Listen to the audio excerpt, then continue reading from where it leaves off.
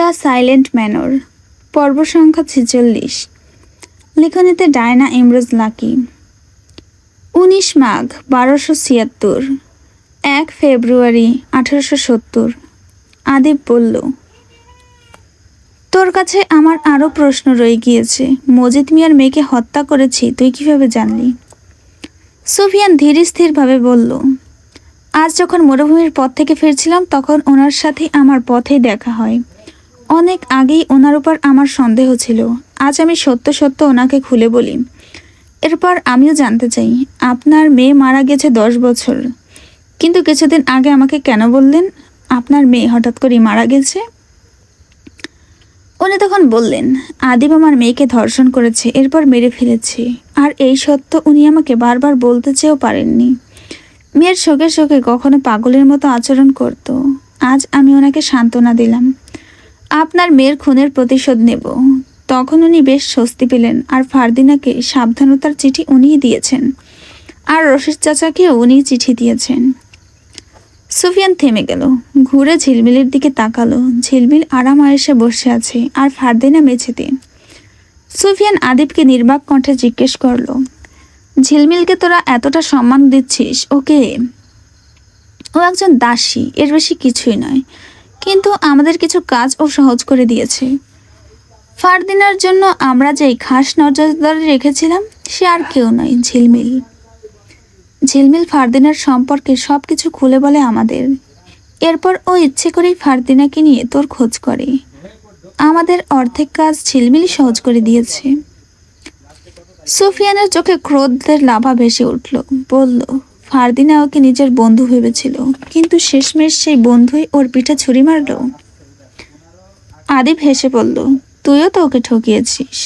আমি ঠকাইনি। যদি ঠকাতাম তবে ওকে ছেড়ে চলে যেতাম, পাগলের মতন এখানে ওখানে খুঁজে বেড়াতাম না। পরিবেশ নীরব, এতটাই নীরব যেন এখন মেঝেতে একটা পাতা পড়লেও সেই শব্দ পরিষ্কার শোনা যাবে। খাঁচায় বন্দি বাঘ চুপচাপ বসে আছে, ঠিক সেভাবেই ফারদিনা বন্দি। তার ফুপিয়ে ফুপিয়ে কান্নার শব্দ সুফিয়ান শুনতে পাচ্ছে। ঘুরে তাকাতেও লজ্জা পাচ্ছে তার দিকে। সুফিয়ান আদিবকে তাড়া দিল, বল, এখন আমার প্রশ্নের উত্তর দে। আদিব বলল, মজিদ মিয়ার মেয়েকে ধর্ষণ আমি ইচ্ছে করে করিনি। পছন্দ করতো আমাকে, কিন্তু আমি করতাম না। ও যেন আমার পিছুই ছাড়তে চাইল না। একেই তো সামান্য কৃষকের মেয়ে, হঠাৎ আমার মাথায় দুষ্টু বুদ্ধি চলে আসে। ওকে ইচ্ছা মতো ব্যবহার করি। বিয়ের প্রলোভন দেখি ওর সাথে রাত কাটাতাম। একদিন আর দুদিন নয়, বহুদিন। এরপর একদিন জানতে পারি ও অন্তঃসত্ত্বা। আমি ভয় পেয়ে যাই, যদি আব্বা জানতে পারে আমাকে ভুল বুঝবে, গ্রামে দুর্নাম ছড়াবে। সেসব ভেবে আমি ওকে মেরে ফেলি। আবার বলল, এরপর আসি ফারদিনার মাঝরাতে গোসল করার বিষয়টি। বাক্যটি শুনে অকারণে সুফিয়ানের বুকের ভেতর চাপ সৃষ্টি হলো। ঘুরে তাকালো ফারদিনার দিকে। ফারদিনা তার দিকে তাকাচ্ছে না, মাথা নিচু করে ফুপিয়ে ফুপিয়ে কাঁদছে তো কাঁদছেই। ফারদিনার কান্না সুফিয়ান সহ্য করতে পারছে না, ফারদিনাকে সান্ত্বনাও দিতে পারছে না। তার কাছে নিজেকে বড্ড অসহায় মনে হলো। আদিব বলল, ফারদিনার একটা রোগ আছে, রক্তনাশা নীলশোক। এই রোগটি শরীরের ভেতরে একটি নীলাভ বিষের কণা তৈরি করে, যা ধীরে ধীরে রক্তকে দূষিত করে। রক্ত দিনে দিনে কালচে নীলচে হয়ে যায়। আজ থেকে 2 বছর আগে ও হঠাৎ অসুস্থ হয়ে পড়েছিল। তখন একজন বৈদ্য এসব বলেন। আমরা অনেক ভেবে চিকিৎসা করাই, কাজ হচ্ছিল না, ও সুস্থ হয়ে ওঠেনি। এরপর গ্রামের সমস্ত বৈদ্যদের একসঙ্গে ডাকি। ওনারা পরামর্শ করেন, বলেন এই রোগটি নিরাময় করা যাবে, তার জন্য শিশুদের রক্তের দরকার। বিষ কণাটি শুধু শিশুদের বিশুদ্ধ রক্ত পেয়েই সাময়িকভাবে নিষ্ক্রিয় হয়, কারণ শিশুদের রক্তের জীবনী নীল কণা বেশি থাকে বলে ওনাদের ধারণা। এই রোগ বছরে মাত্র 3 বার আক্রমণ করে। পূর্ণিমার পরের রাতে শিশুদের রক্ত সবচেয়ে পবিত্র দূষণমুক্ত। তাই রোগটিকে নিয়ন্ত্রণ করতে সেটাই দরকার হতো। বছরে 3 পূর্ণিমার রাতে পরপর ওকে 3টি শিশুর রক্ত দিয়ে গোসল করানো হতো। ওর অজান্তেই ওকে সেই রক্ত দিয়ে ওষুধ তৈরি করে খাওয়ানো হতো। রক্তের সাথে থাকতো 7 ধরনের ফুলের নির্যাস, যাতে রক্ত থেকে গন্ধ না আসে। কিন্তু ফারদিনার এই রোগ আমরা কিভাবে নিরাময় করতাম সেসব ফারদিনা জানতো না। ও শুধু জানতো এটা একটা ঔষধ। শেষ সময় ফারদিনার জন্য কোনো শিশু পাচ্ছিলাম না। তখন আমরা শামসুলের থেকে ওর ছেলেকে কিনে আনি। আর সবার সামনে শামসুল আর ওর বউ এমন হাবভাব করতো যেন ওদের সত্যিই কষ্ট হচ্ছে। টাকার লোভে পড়ে গিয়েছিল ওরা। গ্রামের শিশুদের আমরা ফারদিনার জন্যই হত্যা করতাম।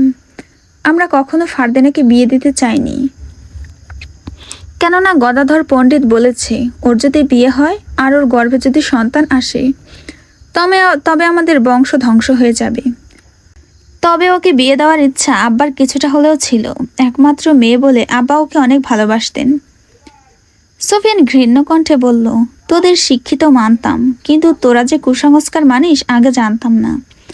ফারদিনার যদি এমন কোনো রোগ হয়ে থাকতো তবে নিরাময় করার জন্য হয়তো অন্য উপায় অথবা চিকিৎসা ছিল। যারা কুসংস্কার বিশ্বাস করে তাদের মতো নিকৃষ্ট মানুষ হয় না। তোরা যখন মানবি যে গদাধর পণ্ডিত যা বলছে সব সত্য হবে, বিশ্বাস কর, তখন তাই হবে।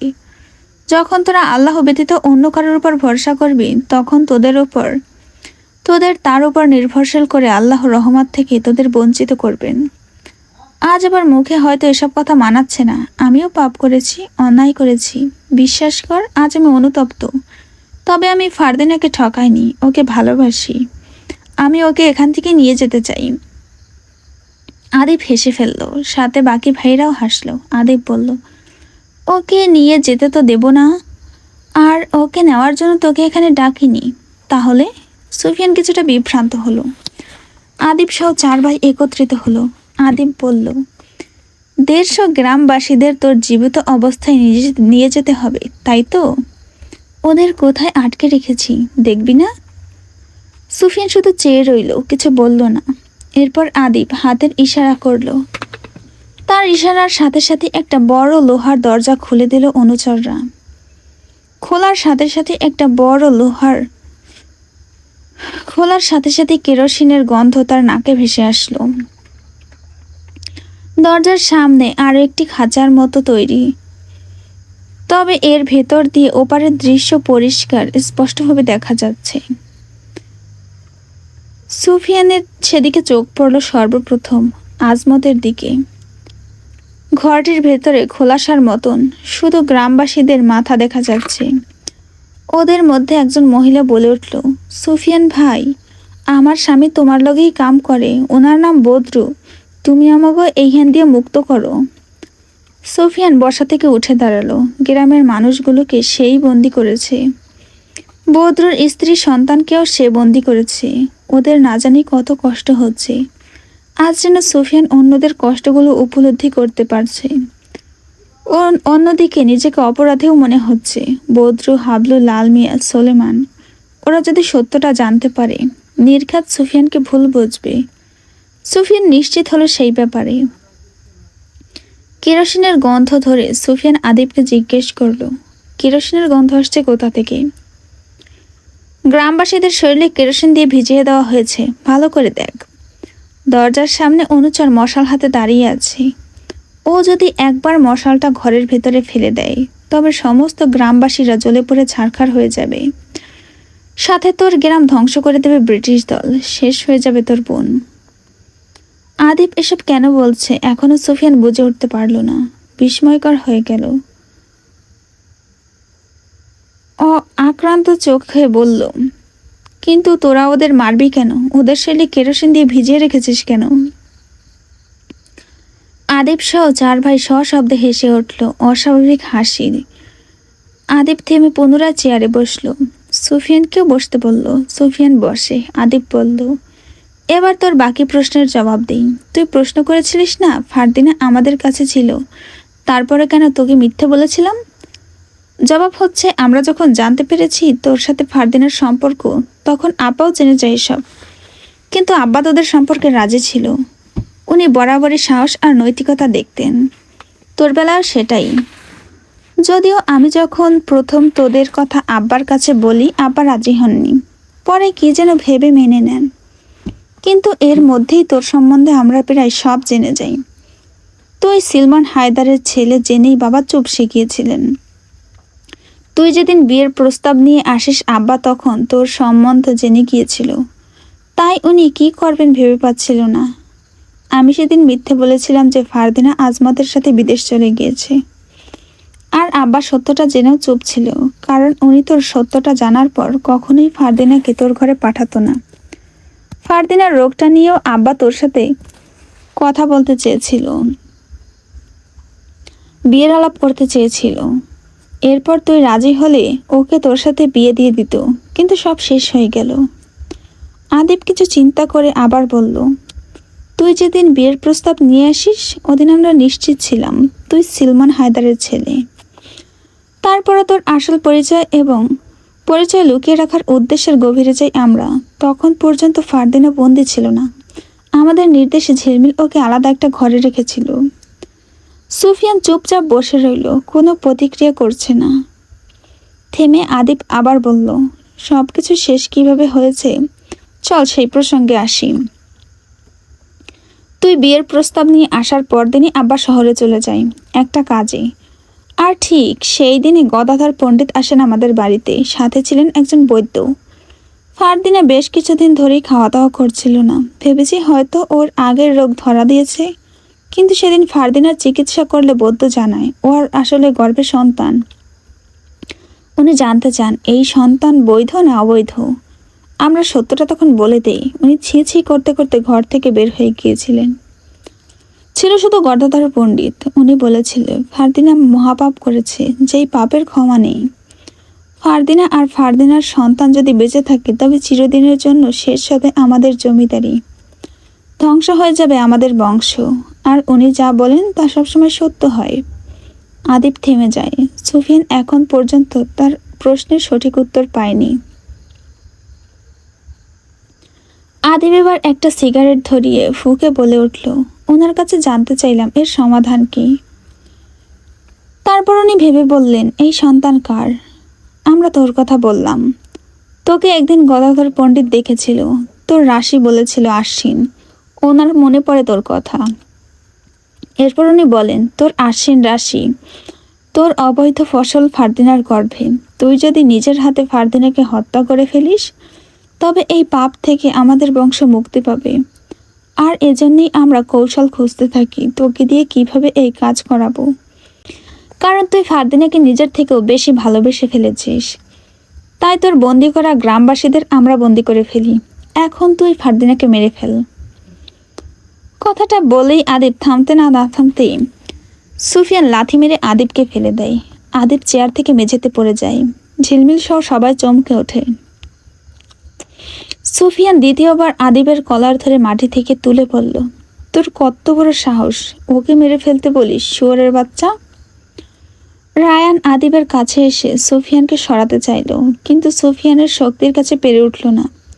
সায়াম তখন চেঁচিয়ে বলল, সুফিয়ান ওকে ছাড়, নয়তো গ্রামবাসীদের পুড়িয়ে ফেলবো, সাথে তোর গ্রামের হাজার মানুষ, সাথে তোর বোনও শেষ হবে।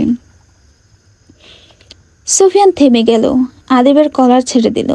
আদিব নিজের কলার ঠিক করে চেয়ারে বসলো, যেন কিছুই হয়নি। সুফিয়ান বলল, নিজের বোনের সাথে কোন ভাই এরকম করতে পারে? ছি! বোন যদি সংস্কারের বাইরে যেতেই পারে তাহলে তো সেই বোনকে রেখে কোনো লাভ নেই। ফারদিনার কোনো দোষ নেই, দরকার হয় আমাকে শাস্তি দে, ওকে ছেড়ে দে। আদিব এবার বিরক্তির উদ্রেক ঘটিয়ে বলল, যা বলছি তাড়াতাড়ি কর। দেখ, একবার যদি বন্দি থাকা সমস্ত গ্রামবাসীদের মেরে ফেলি তবে তোর লস। এতে করে ব্রিটিশ বাহিনী তোর উপর ক্ষেপে যাবে, তোর গ্রাম মানব শূন্য হবে, তোর বোন হয়তো ওদের হাতেই মরে যাবে। একজন মানুষের বিনিময়ে তুই হাজার হাজার মানুষের প্রাণ নিস না। সুফিয়ান বিশাল এক দেওয়ালের মাঝে আটকে পড়েছে। না সে এদিকে সরতে পারছে, না সে দেওয়ালের চাপ থেকে বের হতে পারছে। সে নিশ্চয়ই জীবনে মহাপাপ করেছে, নয়তো আজ এরকম বিপদে পড়তো না বলে ভাবছে। যেই মানুষটিকে সবচেয়ে বেশি ভালোবাসে তাকে কিভাবে নিজের হাতে মেরে ফেলবে। সুফিয়ান ভাবতে পারছে না, হাত কাঁপছে, পা কাঁপছে, পায়ের নিচের মাটি যেন সরে যাচ্ছে। মৃত্যুর সামনে মানুষ যেভাবে ছটফট করে সেও যেন সেভাবে ছটফট করছে। তবে তার যন্ত্রণা যেন কেউ দেখছে না, ভেতরটা শব্দে শব্দে ভেঙে যাচ্ছে। প্রতিশোধের বিষাক্ত নেশা কখনোই পূর্ণের হয় না, আজ তা হাড়ে হাড়ে টের পাচ্ছে। অনুতাপদের অনুতাপে জ্বলছে সুফিয়ান, চোখে জল। আদিব সুফিয়ানের মুখোমুখি হয়ে বলল, যা বলছি দ্রুত কর, নয় গ্রামবাসীরা পুড়ে মরবে, তোর গ্রাম ধ্বংস হবে, তোর বোন শেষ হবে। তুই যদি আজ ওকে নিজের হাতে না মারিস, আমরা মেরে ফেলবো। সুফিয়ান গর্জনের সাথে বলল, ওকে মেরে ফেলার কথা একদম বলবি না। থেমে সুফিয়ান নরম গলায় বলল, দেখ ভাই, কুসংস্কার বিশ্বাস করতে নেই, এসব অন্ধবিশ্বাস, এগুলো মানলে তোরা ধ্বংস হবি। রায়ান সুফিয়ানকে ধাক্কা দিয়ে বলল, তুই কিন্তু আমাদের অনেক ক্ষতি করছিস। তারপরও কিছু বলছি না, কারণ তোর ক্ষতিও আমরা করেছিলাম, কিন্তু তুই তার চেয়ে বেশি করেছিস। আমাদের গ্রামকে মানবশূন্য করে ফেলেছিস, ব্রিটিশদের সাথে হাত মিলিয়েছিস। সুফিয়ান বলল, ওরা আমাকে বাধ্য করেছিল, আজ তোরাও আমাকে বাধ্য করছিস নিকৃষ্ট কাজ করার জন্য। আমি অন্যায় করেছি, পাপ করেছি, তোরা পাপ করেছিস, আর সেই পাপের খেসারত ফারদিনাকে দিতে হবে। তুই পাপ করেছিস, আর এখন সেই পাপ থেকে আমাদের বংশকে মুক্ত তুই করবি, সায়েম বলল। সুফিয়ানের চোখ দুটো জলে ডুবে গিয়েছে, কুদ্দুস কাঁদছে। সাহস করে আদিবের বিরুদ্ধে সুফিয়ানের হয়ে কিছু বলতে পারছে না। আজ খুব করে কুদ্দুস রশিদ তালুকদারকে মনে করছে। সে থাকলে নিশ্চয়ই আজকের এই দিন দেখতে হতো না, কখনোই না। একবার সাহস জোগাড় করেছিল কিছু বলবে, পুনরায় সেই সাহস যেন সমুদ্রের অতলে হারিয়ে গেল। তাদের কথোপকথন শুনছিল বন্দি ঘর থেকে আজমত সুফিয়ানের উদ্দেশ্যে তীর্যক কণ্ঠে চেঁচিয়ে বলল, সুফিয়ান, আমাদের মেরে ফেলেও যা কিছু হয়ে যাক, ফারদিনাকে কিছু করো না। সুফিয়ান বন্দি ঘরটির দিকে এগোতে চাইল। তাৎক্ষণিক মশাল হাতে অনুচর সুফিয়ানকে ভয় দেখানোর জন্য মশালটি ঘরের ভেতরে হালকা করে ফেলে আবার তুলে নিল। সুফিয়ান যেন হোঁচট খেল। আদিব বলল, ঘরটির দিকে এগোস না, দেখছিস না কাটার দরজা আছে, তুই ফারদিনাকে মেরে ফেল, এরপর ওদের মুক্ত করে দেব। গদাধর তোকে মারতে বারণ করেছে, নয়তো তোকেও মেরে ফেলতাম। থেমে গেল সুফিয়ান। গ্রামের অসহায় মানুষগুলো নিঃশব্দে চিৎকারগুলো তার কানে ভেসে আসছে। একদিকে ব্রিটিশ দল, অন্যদিকে আদিব, একদিকে তার বোন, সব ছাড়িয়ে আজ যেন ফারদিনা তার থেকে অনেক দূরে চলে যাওয়ার সিদ্ধান্ত নিয়েছে। এই সিদ্ধান্ত একান্তই নিয়তির। ফারদিনা ছটফট করছে না। সুফিয়ান ফারদিনার সামনে গেল, আজ যেন বাতাসের থমকে শুনতে চাইছে। একজন মানুষ নিজের প্রিয়জনকে হারানোর আগে ঠিক কিভাবে ভেঙে পড়ে। ফারদিনা তাকালো অবশেষে সুফিয়ানের দিকে, ভাঙা কণ্ঠে পৃথিবীর সবটুকু ব্যথা নিয়ে বলল, আমাকে শেষ করে ফেলো, মুক্তি দাও আমাকে। সুফিয়ান অসহায়ের মতো তাকিয়ে আছে ফারদিনার দিকে। তার সামনে সেই মানুষটি যাকে সে পৃথিবীর সব কিছুর চেয়ে ভালোবাসে, কিন্তু আজ সেই মানুষই তাকে বলছে এগিয়ে যেতে, শেষ করে দিতে তাকে। হঠাৎ তার মনে হলো পৃথিবীর সবচেয়ে নিষ্ঠুর আদেশও বোধ হয় এমন শান্তভাবে বলা হয়। তার হৃদয়ের ভেতরে এক অদ্ভুত ঝড় শুরু হলো। ভালোবাসা, অপরাধবোধ, শূন্যতা, অসম্ভব কষ্ট সবকিছু একসাথে আছড়ে পড়ল। সে অনুভব করল সে যা করতে যাচ্ছে তা শুধু একজন মানুষকে শেষ করার নয়, বরং এটা যেন নিজের এক অংশকে ধ্বংস করা। বুকের মধ্যে একটা চাপা যন্ত্রণা জমে উঠল, শ্বাস নিতে কষ্ট হচ্ছে। সুফিয়ান বসে হাঁটু ভাঁজ করে ফারদিনার সামনে, কাপা হাতে গাল দুটো স্পর্শ করল তার। ফারদিনা তখন সমস্ত কষ্ট আবিষ্কার করে কেঁদে উঠল। সুফিয়ানের হৃদয়টা কেঁপে উঠল। ফারদিনা অশ্রু মিশ্রিত কণ্ঠে বলল, আমার খুব ইচ্ছে ছিল তোমার সাথে সংসার বাঁধার, তোমার সাথে সারা জীবন থাকার, কিন্তু দেখো নিয়তি আর আমায় বাঁচতে দিল না, পারলাম না তোমার সাথে সংসার বাঁধতে। দীর্ঘ হলো না আমার স্বপ্ন রেখা। আমি বলতাম না, দেখো একদিন তোমাকে ছেড়ে আমি চলে যাব। সেই দিনটা সত্যিই চলে এসেছে। আর তোমাকে কেউ সারাদিন বিরক্ত করবে না, তোমার সাথে ঘুরতে যাওয়ার বায়না ধরবে না। তুমি বলতে না আমাকে মেরে ফেলবে, মজা করেই বলতে, তাই না? আর আমিও তখন বলতাম, তোমার হাতে আমি মরতেও রাজি, শান্তি পাবো। তোমার সাথে সংসার হলো না, তোমার থেকে গোলাপ পাওয়া হলো না, জনম জনম কাটানো হলো না। আফসোস নেই আমার, সত্যি। তোমার হাতে মরতে পারবো ভেবেই আনন্দ হচ্ছে, খুব আনন্দ হচ্ছে। তুমি আমাকে মেরে ফেলো, ওই রাক্ষসগুলো নয়তো সব শেষ করে ফেলবে। তোমাদের গ্রামের হাজার হাজার মানুষ ব্রিটিশ বাহিনী শেষ করে ফেলবে। পরে কি হবে? আলিমনগরও থাকবে না, সিন্ধুতলিও থাকবে না। আমাকে বাঁচানোর বিকল্প কোনো পথ নেই। সুফিয়ান ফারদিনাকে নিজের বুকের সাথে জড়িয়ে ধরল।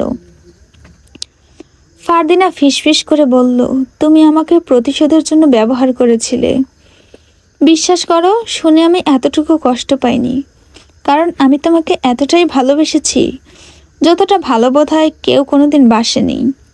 ভালোবেসে পাপ করেছিলাম তো, তাই আজ এমন দিন দেখতে হচ্ছে। আক্ষেপ রয়ে যাবে এখানে। তোমার আর আমার ভালোবাসা পূর্ণতা পেল না। তোমার বাঁশির সুর আর শোনা হলো না, বাঁশিওয়ালা।